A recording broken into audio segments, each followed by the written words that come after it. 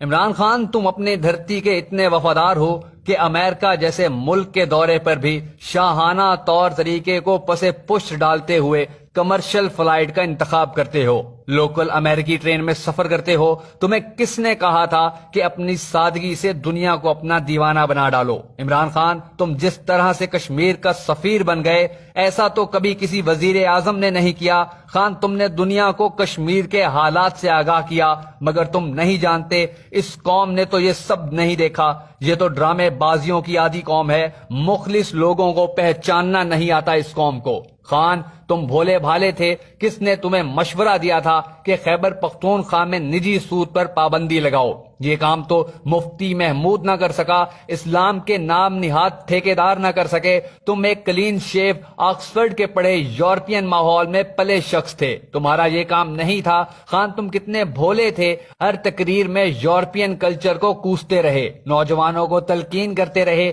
کہ یورپ میں نے دیکھا ہے وہاں کچھ بھی نہیں، پاکستان تمہارا ٹھکانہ ہے، یہاں آ کر مافیاز کے خلاف لڑو اور پاکستان کو بچاؤ۔ خان، تم بڑے پینڈو تھے، تم کو معلوم ہی نہیں تھا کہ جس نے بھی اللہ اور اللہ کے رسول کی بات کی اس کا انجام بھیانک ہوا۔ تم نے کیوں خیبر پختونخوا میں 12ویں جماعت تک ناظرہ قرآن لازمی کروایا، حالانکہ اس کام کے لیے بڑے بڑے پیٹوں والے حرام خور دینی ٹھیکیدار تیار نہ تھے کہ اس سے زمینی خدا امریکہ ناراض ہو جاتا؟ خان، آپ واقع پاگل تھے۔ کس نے آپ کو مشورہ دیا کہ نوجوان نسل کو اقبالیات بتاؤ، ان کو نظریہ پاکستان ایک شفیق استاد کی طرح سکھاؤ؟ خان، کس نے تمہیں کہا تھا کہ مافیا کے اس ملک میں چوروں، لٹیروں، غاصبوں، جابروں کے احتساب کی بات کرو؟ کیا آپ کو معلوم نہیں کہ زرداری بار بار کیوں ایسا کہتا رہا کہ نیب چلے گا یا معیشت؟ کیا آپ نے نہیں دیکھا کہ ان مافیاز کی گرفت کیسے ڈالر کو اڑان دلواتی ہے،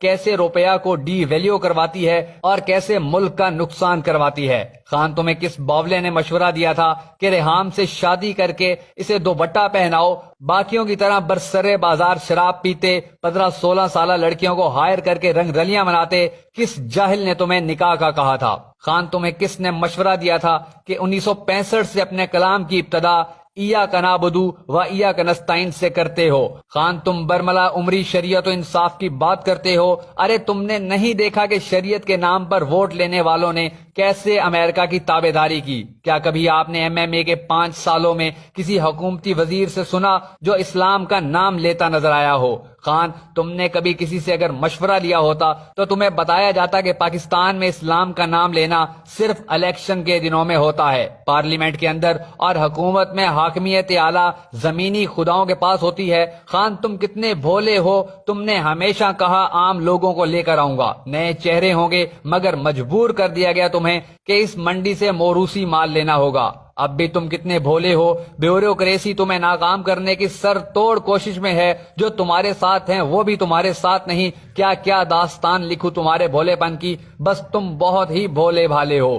خان، کیا تم نہیں جانتے کہ 57 اسلامی ملکوں میں کسی ہیڈ آف دی اسٹیٹ کی بیوی سر پر رومال تک نہیں رکھتی؟ آپ نے اپنی بیوی کو سر تپا اسلامی لباس میں لپیٹ کر دنیا کو دکھایا۔ خان، کیوں ہر وقت تسبیح ہاتھ میں لے کر اللہ کا ذکر کرتے ہو؟ تمہیں معلوم ہے تم ایک ملک کے وزیر اعظم ہو، اس ملک کے وزیر اعظم ہو کہ جس ملک میں 50,000 کمانے والا افسر اپنی چھوٹی افسری میں بیوی کو پردہ تک نہیں کرواتا۔